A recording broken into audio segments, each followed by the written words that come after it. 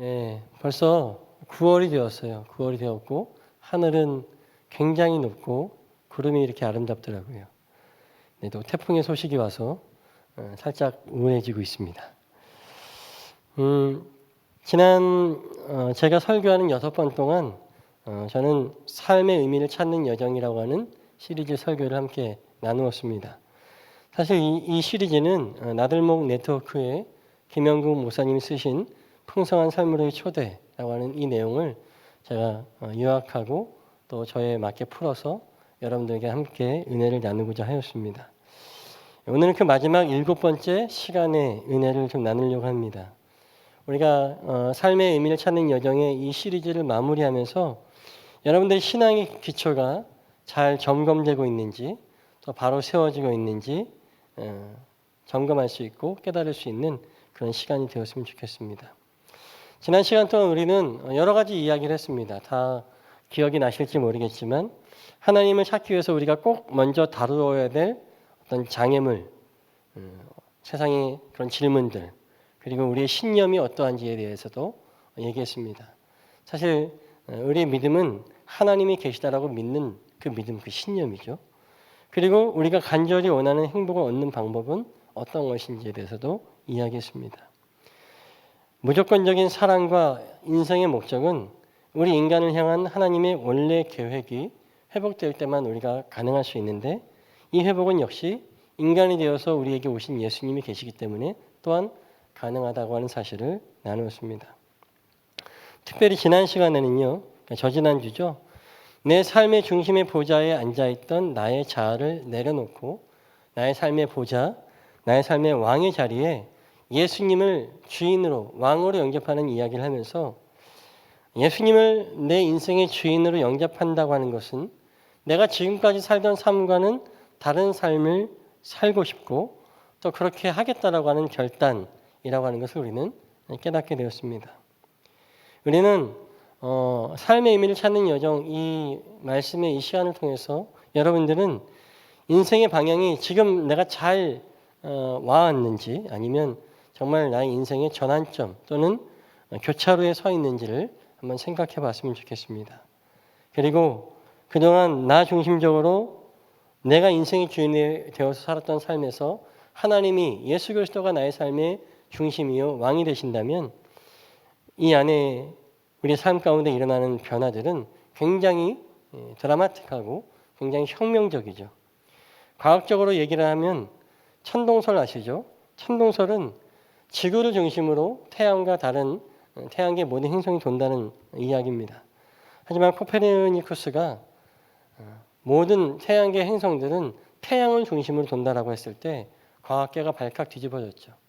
마찬가지로 내 인생은 내 인생에 있어서 나의 삶은 내 중심, 내 생각 중심인 줄 알았는데 이제 나의 삶의 중심에 나를 내려놓고 하나님을 모셨을 때에 나의 인생의 목적도 하나님의 영광을 위해서 내가 살아가고 내가 가정을 이루고 내가 직장을 갖고 나의 활동하는 모든 삶들이 하나님 중심으로 하나님을 위해서 살아간다라고 하는 것을 깨달았을 때 정말 천동설에서 지동설로 바뀌어질 정도로 굉장히 놀라운 변화가 우리에게 있다라고 하는 것입니다. 물론 그 변화는 내가 생각한 것보다 드라마틱한 변화는 아닐 수 있습니다. 그러나 그 사실을 알고 있는 것과 모르고 있는 것은 큰 차이가 있습니다. 제가 젊었을 때 청년 시절에 테레스 디아스라고 하는 그 섬김의 공동체를 다녀온 적이 있습니다. 근데 저는 어렸을 때부터 늘 모범적인 신앙인이었어요. 대학교 가서 좀 방탕한 생활을 좀 하긴 했어도 여전히 주일에는 모범적인 신앙생활이었습니다. 누구도 부인할 수 없어요. 하지만 열심히 신앙생활하고 나는 교회 생활을 잘한다고 생각했지만 은혜를 잘 몰랐습니다. 어떤 것이 은혜인지. 근데 테레스 디아스라고 하는 영적 경험을 통해서 은혜가 무엇인지 알았습니다. 그저 내가 숨쉬는 것도 은혜이구나. 내가 이 자리에 존재하는 것도 은혜이구나라고 하는 그 사실을 깨달았을 때에 그동안의 나의 삶 그리고 앞으로 걸어가야 될 나의 인생을 바라보는 생각은 달라졌다고 하는 것이죠. 저는 제가 열심히 하면 신앙생활 잘 하는 줄 알았습니다. 그러나 하나님의 은혜가 아니면 하나님 중심으로 하나님께 묻고 하나님과 동행하는 삶이 아니면 그 모든 것은 다 값이 없다라고 하는 것을 깨닫게 되었을 때 저의 삶은 180도 변화되었습니다. 물론 다른 사람들은 네가 거기를 갔다 왔어도 특별히 달라진 게 없는데 라고 생각할 수 있었지만 제 내면은 그렇게 변해져 있었던 것이죠. 저는 우리가 오늘 함께 말씀을 나누면서 여러분 삶의 보좌의 중심이 여러분이 아니라 이제 예수님이 오셨다고 해서 당장 여러분이 갑자기 성령 충만해지고 갑자기 못하던 방언을 하며 갑자기 모든 것을 다 내려놓고 선교를 나갈 거라고 추워도 생각하지 않습니다. 그러나 여러분의 삶의 그런 전환점이 여러분의 삶의 궤적이 지금은 조금 방향이 틀어진 것 같지만 예수님을 향한 그 십자가를 향한 그 방향점이 하루가 더 가면 갈수록 그 전과는 닿을 수 없을 정도로 우리가 하나님께 바른 궤적으로 나아가고 있다고 하는 것을 깨닫게 될 것입니다. 오늘 이 여정, 이 계속되는 여정입니다. 지금 이 짧은 기간에 함께 나눈 말씀으로는 여러분의 삶이 내가 결단했다고 해도 내가 새롭게 살겠다고 믿음을 다시 다잡아 보겠다고 하여도 그 변화는 느껴지지 않습니다. 그러나 더 나아가고 지나가면 그 변화가 얼마나 큰 변화였는지 깨닫게 될 것입니다. 사랑하는 여러분, 삶의 의미를 찾는 여정, 그리스도 예수와 함께하는 여정에 당장 내 삶의 변화가 없다라고 좌절하지 마시고 끝까지 신뢰하고 믿고 주님과 동행하시는 우리 모두가 되시길 간절히 소원합니다. 여행을 떠날 때 꼭 필요한 게 있죠. 우리의 이 귀한 영적 여행에도 아름답게 진행되려면 그렇게 필수적으로 필요한 것들이 있습니다. 좋은 여행에는 지도, 요새는 내비게이션을 많이 쓰죠. 내비게이션도 사실 지도입니다. 지도와 또 그 여행을 이끄는 리더자, 그리고 그 리더자에 대한 신뢰와 함께 동행하는 동행자가, 동반자가 반드시 있어야 됩니다. 마찬가지로 영적 여행에도 우리의 내비게이션인 지도인 성경, 그리고 우리를 인도하시는 성령 하나님, 그리고 그 성령 하나님을 신뢰할 수 있는 우리의 믿음, 마지막으로 함께 이 길을 나아갈 수 있는 동반자, 곧 교회, 공동체가 필요합니다. 가장 먼저 필요한 것은 바로 성경이죠.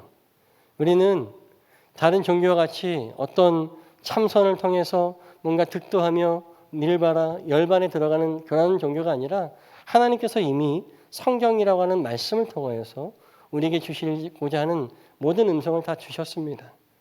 우리는 어둠 가운데서 길 더듬으면서 찾아가는 사람이 아니라 내게 주어지고 알려준 하나님의 뜻을 따라가는 사람들이라고 하는 거예요. 그래서 하나님에 대해서 또 나에 대해서 이 세상과 세상에 속한 모든 삶에 대해서 하나님이 갖고 계신 계획을 우리는 말씀을 통해서 성경을 통해서 찾아볼 수 있다고 하는 거예요. 저희가 두 번째 시간에 이야기 나눴던 것처럼 하나님께서 우리에게 꼭 필요한 가장 필수적인 정보를 텍스트라고 하는 성경이라고 하는 미디어를 통해서 이미 우리에게 주셨다라고 하는 것입니다. 제가 목회하면서요. 처음 목회하면서 설교할 때는 이런저런 참고 자료를 많이 찾아봤습니다. 두려움이 있더라고요. 여러분 제가 처음부터 목사는 아니잖아요. 그죠? 저도 어느 날 처음으로 설교한 날이 있지 않았겠습니까? 그날은 잠도 못 잤습니다. 잠도 못 자고 아무것도 떠오르지 않더라고요. 근데 지금은 오히려 말씀을 중심으로 말씀 안에서 충분하다라고 하는 느낌을 갖게 됩니다. 사랑하는 여러분, 하나님의 말씀, 성경 말씀 잘 읽고 계십니까? 말씀으로 이미 충분히 하나님께서는 우리에게 말씀을 주셨습니다. 어떤 분이 그러시더라고요. 남편이 왼수 같다고. 이 남편 때문에 못 살겠다고 어떻게 하면 좋겠냐고. 제가 무심하게, 좀 친한 분이었는데 무심하게 얘기했습니다. 성경은 보고 있니? 원수를 사랑하라잖아. 진짜 원수도 아니고 남편인데 왜 사랑을 못하니? 농담처럼 던진 말이었지만 사실 우리 인생의 모든 질문에 대한 답은 성경에 이미 기록되었다고 하는 것입니다. 성경에 기록된 이야기에 대해서 우리가 신뢰하지 못하니까 찾고 묻고 찾고 하는 것입니다. 그런데 여러분, 가장 먼저 성경으로 돌아가서 성경이 내게 우리 공동체에게 주시는 말씀에 대해서 귀 기울일 수 있는 우리 모두가 되시길 바랍니다. 어떤 분이 그러세요. 성경을 어디서부터 읽어야 되냐? 자신 없으면 성경을 이미 읽어보셨다면 원하는 책을 정하거나 아니면 구약 창세기부터 끝까지 읽는 것도 의미가 있지만 그러나 처음 성경 통독을 접하시거나 처음으로 진지하게 성경을 읽어보고자 하시는 분들은 복음서를 읽으십시오. 예수 그리스도의 이야기, 예수님의 이야기를 먼저 만나시기 바랍니다.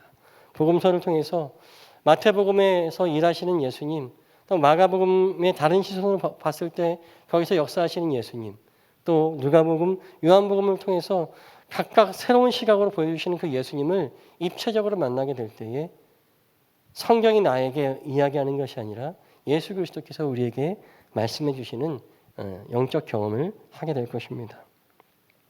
한때 종교개혁 때 종교개혁 시절에 구약에 대해서 구약 무용론에 대해서 이야기했던 신학자들도 있었습니다.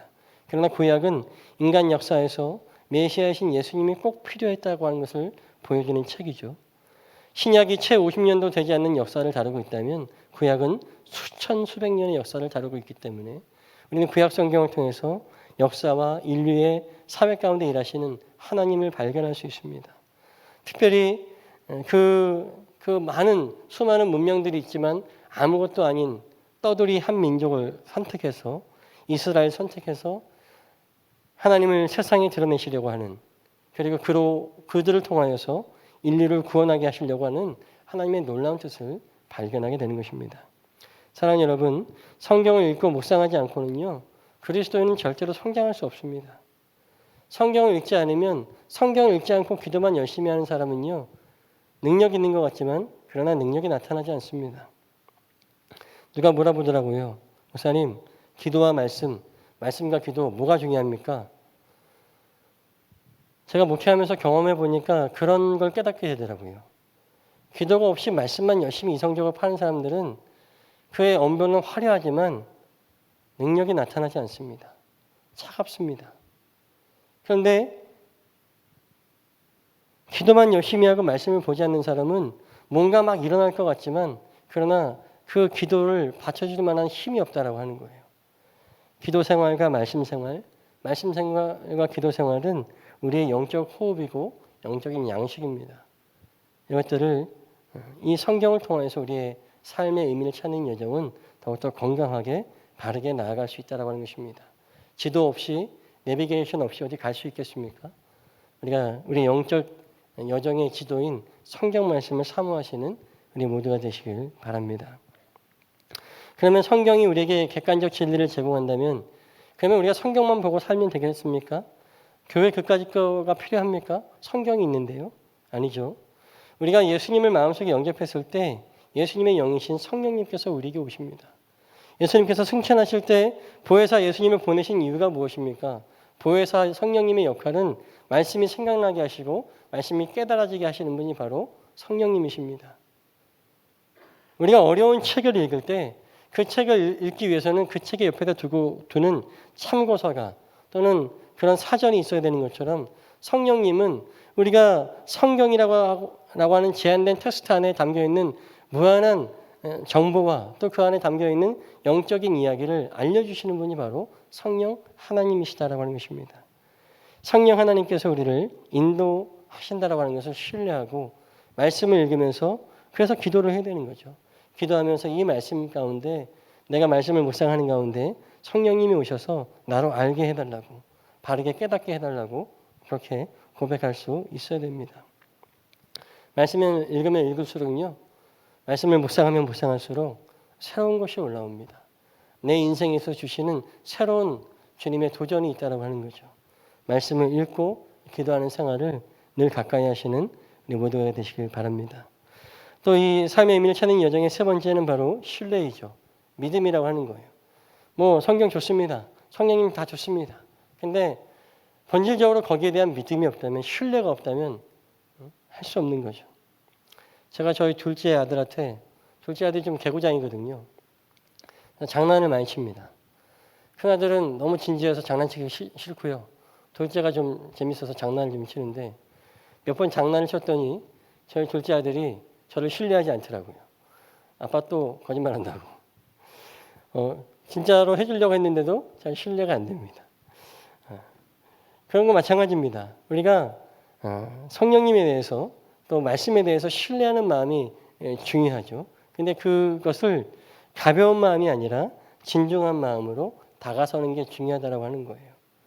목회를 하다 보면 때때로 너무 습관처럼 직업적으로 성경을 보고 접할 때가 많이 있습니다. 그럴 때마다 내가 목사인가 설교를 하는 기계인가 이렇게 생각할 때가 있어요. 그런데 조금 더 우리의 마음을 담아서 이 내가 들고 있는 성경, 때로는 스마트폰 또는 이런 패드를 통해 본다 할지라도 이 안에 적혀 있는 것은 비록 기계일지라도 이 안에 담겨 있는 말씀이 하나님의 말씀이고 그 말씀이 나를 조명하고 인도하신다라고 하는 신뢰가 생길 때 그것이 어디에 기록되어 있든 하나님의 능력으로 나타난다고 하는 것을 우리가 깨닫기를 바랍니다. 여러분 한국 선교 초기에 어떤 일이 있었는지 아시죠? 쪽복음이라고 있었습니다. 쪽복음은 마태복음만 잘라서 또 누가복음, 마가복음만 잘라서 이렇게 하는 것을 쪽복음이라고 합니다. 그 당시에 복음서를 들고 있으면 집안 3대가 다 멸문지화를 당하기 때문에 어떤 이 권서, 이 쪽복음을 나눠준 사람이 도망치다가 이 책을 버리고 간 거예요. 근데 어떤 사람이 그 책을 주워서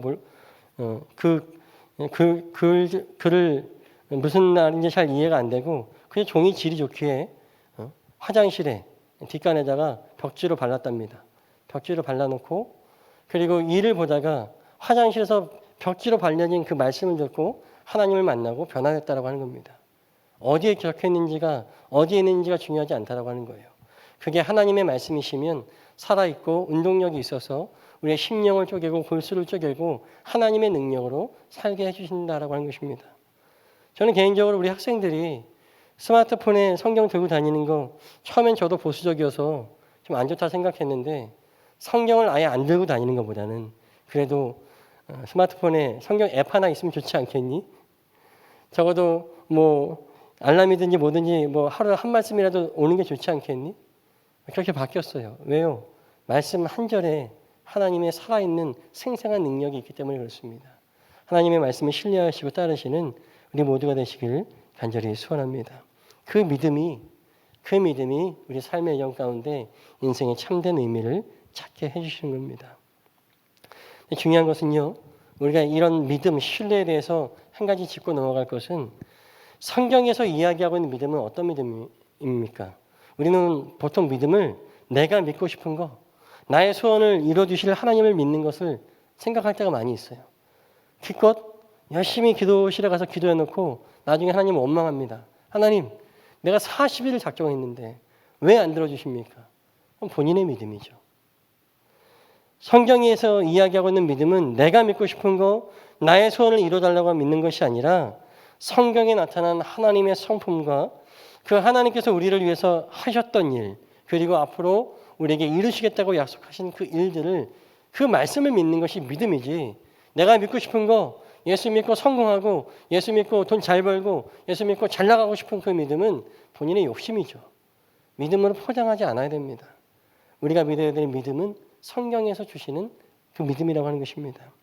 기독교는 성경에 나타나 있는 진리를 믿는 종교이지 내가 믿고 싶은 것을 믿는 종교가 아니라는 거예요. 오늘날에도 여전히 많은 이단들이 있습니다. 이단들에 빠지는 사람들의 여러 가지 특징이 있겠지만 불행하게도 제 주변에도 몇 명 있었어요. 또 그런 사람들을 목격을 했습니다. 몇 가지 공통적인 특징이 있어요. 표현이 좀 이상하지만 영적으로 좀 교만한 그 말씀 하나에 또 섬기는 교회에서 주시는 말씀에 만족치 못하고 더 다른 것들을 원하는 그런 것들을 찾아볼 수 있었습니다. 그리고 아무리 성경에 있는 진리를 이야기한다 할지라도 내가 믿고 싶은 것을 이야기하지 않기 때문에 내 귀에 내 마음에 이런 것들을 찾아다니는 분들을 보게 됩니다. 사랑하는 여러분, 기독교 신앙은 내가 원하는 것을 믿는 믿음이 아니에요. 예수 그리스도의 하나님께서 주시는 그 마음을 그 성품을 보고 그것이 우리가 가야 할 길인 것을 깨닫고 따르는 것이 진정한 믿음이다라고 하는 것입니다. 성경을 읽고 또 설교를 들어도 하나님이 하신 일과 하시고 계신 일, 하실 일에 대해서 우리가 전적으로 신뢰하고 믿음으로 반응하지 않는다면 결국 우리가 찾는 것은 무엇입니까? 내 눈과 귀를 즐겁게 하려고 하는 거 아니겠습니까? 어떤 사람은 목사님의 설교가 불같이 뜨거워서 너무 은혜가 된다. 어떤 사람은 너무 말씀을 잘하셔서 은혜가 된다. 아니요. 하나님의 말씀이기 때문에 은혜가 있는 겁니다. 그들의 언변이 아니라 그들의 열정이 아니라 하나님 말씀 그 자체에 은혜가 있다고 하는 것을 깨닫는 우리 모두가 되시길 간절히 소원합니다. 제가 예전에 세례 이야기했다가 한번 우리 청년들 예배 드릴 때 한번 얘기를 했었는데 어떤 시골 교회에 장로님 아들이 있었는데 너무 잘생겼대요. 그래서 정말 교회 오빠. 항상 드럼을 치고 그 교회에 그 청년이 없으면 교회가 돌아가지 않을 정도로 너무 열정적인 청년이었답니다. 한 가지 그 청년이 아직 세례를 받지 않았는데 그 담임 목사님이 의아하게 생각했어요. 근데 어느 날 장로님이 오셔서 우리 아들 이번 주에 교회 못 나옵니다 라고 하는 거예요. 왜 못 나오십니까? 못 나온대요 했더니 저희 아들 저기 강남에 러브교회 아시죠? 거기 교회 사랑의 교회 가서 거기서 세례를 받아야 된다는 거예요. 훌륭하신 위대하신 목사님께 세례를 받아야 된다고 하는 거예요. 그 담임 목사님이 굉장히 실망하고 좌절했답니다. 여러분 세례는 누가 주는 겁니까? 세례를 줄 때 성부와 성자와 성령의 이름으로 주는 거지 어느 목사의 어느 누구의 이름을 주는 거 아닙니다. 그 목사에게 주는 세례를 받는다고 생각하는 사람은 방금 말씀드린 것과 똑같은 거예요. 내가 믿고 싶은 것만 믿는 사람들입니다. 근데 얼마나 불행한 사람입니까? 그러면 그 위대한 사람에게 그 훌륭한 목사님에게 세례 못 받으면 인생 망치는 겁니까? 그렇지 않습니다. 비록 우리 여기 남성분들 중에서는 군대에서 군중 세례를 진중 세례 받으신 분들 계실 텐데 세례 같지도 않아요. 그냥 목사님이 지나가면서 머리를 후루루루 훑고 지나가요. 하지만 거기에서도 역사가 일어나는 청년들이 군인들이 나타납니다. 왜요? 하나님의 성부와 성자와 성령의 이름으로 베풀어진 세례이기 때문에 그렇습니다. 사랑하는 여러분, 눈에 보이는 것에 미혹되지 마시고 하나님의 말씀에 그 말씀을 깨닫게 하시는 성령님의 그 신뢰를 갖고 나아가시는 우리 모두가 되시기 바랍니다. 마지막으로 우리에게 필요한 것은 무엇이겠습니까? 바로 동반자입니다. 함께 길을 걸어가는 동행자, 동역자가 필요하다라고 하는 거예요. 구원을 우리를 얻었을 때 우리는 홀로 있는 것 같지만 이미 우리와 함께 구원받은 많은 사람들이 있습니다. 여기 함께 모인 이 예배자들 많은 사람들은 각자 혼자 신앙생활하는 것이 아니라 함께 밀어주고 끌어주며 함께 이 길을 걸어가는 동역자, 동반자, 동행이라고 하는 것을 우리가 알아야 합니다. 교회는 건물이 아니잖아요. 교회라고 하는 것은 일주일에 한 번 일요일에 예배하는 집단을 말하는 것이 아닙니다. 교회는 하나님 아버지라고 고백하고 예수 그리스도를 나의 주 나의 하나님으로 고백하는 신앙의 공동체입니다.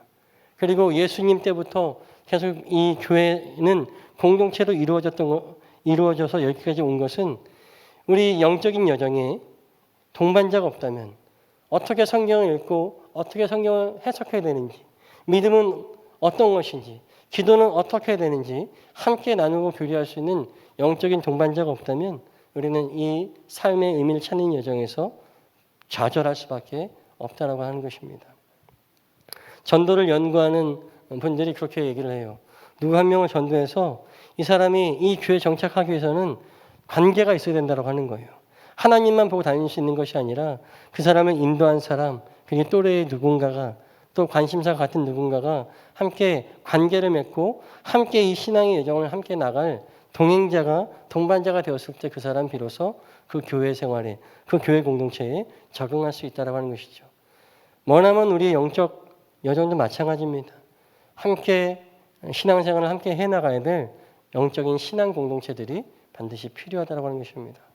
우리 좋은 교회도 공동체이죠. 좋은 교회 안에 또 각 선교회, 또 우리 청년부 다 공동체이죠. 이 공동체 안에서 서로 각기 알아서 신앙생활 할 거면 교회 왜 나오세요? 나오지 않으셔도 됩니다. 그런데 주님께서도 12명의 제자와 함께 공동체를 시작한 이유가 무엇이겠습니까? 공동체를 통하여서 너희 중에 두세 사람이 내 이름으로 모인 곳에 나도 너와 함께 하겠다고 하는 그 약속을 통해서 공동체 안에서 성령이 역사하시고 성령이 역사하시는 곳에 성경을 알게 되며 성령이 계신 곳에 우리는 인도하심을 받을 수 있기 때문에 그렇습니다. 결코 신앙생활은 혼자 할 수 있는 것이 아니에요. 특별히 여기 우리 계신 분 중에 가정이 있으신 분들이 계시다면 꼭 가정에서의 신앙 공동체가 잘 이루어지고 있는지 한번 돌아볼 수 있었으면 좋겠습니다. 가정에서 혼자 신앙생활하는 것이 얼마나 어렵고 힘들겠습니까? 함께 말씀의 은혜 받고 또 어디 부흥회 가서 또 어느 집회 가서 찬양 집회 가서 은혜 받는 것들을 함께 나눌 수 있는 사람이 가정에 있다면 그 가정은 하나님께서 지키시고 하나님께서 이끄시는 가정이 될 줄로 믿습니다. 사랑하는 여러분, 삶의 의미를 찾는 여정 가운데는 이렇게 지도인 성경과 또 인도하시는 성령님, 또 그것을 믿는 우리의 믿음, 또 함께 이 길을 걸어가야 될 동반자들이 반드시 필요하다고 하는 것입니다. 옆 사람을 한번 바라보세요. 옆에 계신 분들 아무런 사람이 아니라고 하는 것이죠. 나에게 있어서 특별한 사람들입니다. 함께 신앙생활을 이야기할 수 있고 함께 받은 은혜를 나눌 수 있는 사람들입니다. 제가 어렸을 때요. 제가 사남매 중에 막내거든요. 저희 막내 누나가 저랑 6살 차이가 납니다. 제가 초등학교 때 이미 저희 누나들은 이미 고등학생들이었죠. 맨날 어디를 가서 이렇게 나갔다 오면은 3명이 나갔다 오면 눈이 뻘개져서 와요. 아니 자기들 방에 들어가서 수덕수덕 하면서 막 뭔가를 얘기를 해요. 제가 누나한테 누나 뭐해 하면 나가! 하면서 문을 딱 닫아요. 알고 보니까 그 당시 한창 유행하던 경배와 찬양, 우리 요새 부르는 이 찬양이 그 당시 유행했었는데 거기 집회를 갔다 와서 은혜 받은 건 자기들끼리 얘기하는 거예요. 안 그래도 남자 하나라서 누나들이 구박하고 있는데 안 그래도 소외받고 있는데 너무 외롭더라고요. 저도 중학교 올라가면서 새로운 복음 전가를 배우고 거기에 은혜를 받으면서 제 큰 누나한테 누나 이번 주에 예배를 드렸는데 가슴이 좀 뜨거워진 걸 느낀 것 같아.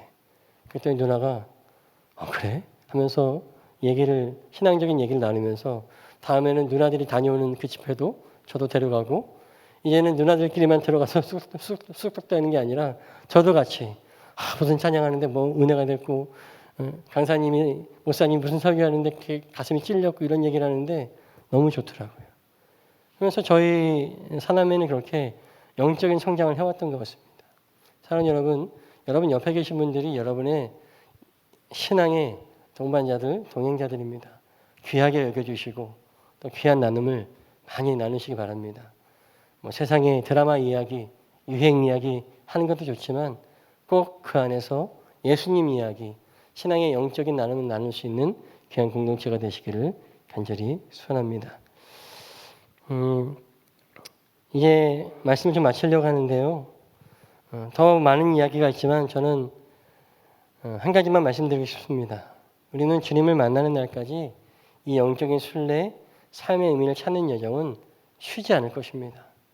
우리가 주님이 다시 오시거나 우리가 먼저 주님께로 가는 그 순간까지는 우리의 여정은 멈춰질 수 없다라고 하는 거예요. 흠 많고 부족한 우리 인생을 부르셨습니다. 무조건적인 사랑을 주시고 삶의 목적을 찾게 해주신 하나님의 사랑을 누리며 우리는 살아가야 하는 줄로 믿습니다. 이런 위대한 인생의 여정 가운데 우리 주님께서 동행하시고 인도하실 줄로 믿습니다. 여러분들 특별히 우리 청년들이 많이 계신데요. 절대 두려워하거나 주저하지 않으시기 바랍니다. 이스라엘 백성이 광야 40년을 걸쳐서 지나는 동안에 광야라고 하는 땅은 죽을 수밖에 없는 땅입니다. 지금도 광야에 가면 아무리 모든 것을 다 준비했다 할지라도 일주일을 넘기기 힘들다고 합니다. 그 광야는 절대적인 결핍, 절대적인 고난의 시간입니다.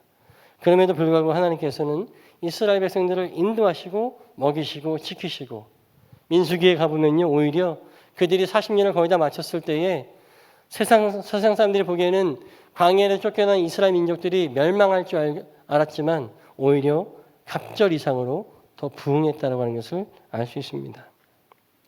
오늘 우리가 읽은 본문 말씀 빌립보서 4장 6절과 7절의 말씀, 이 말씀에서 바울은 우리에게 이렇게 권면합니다.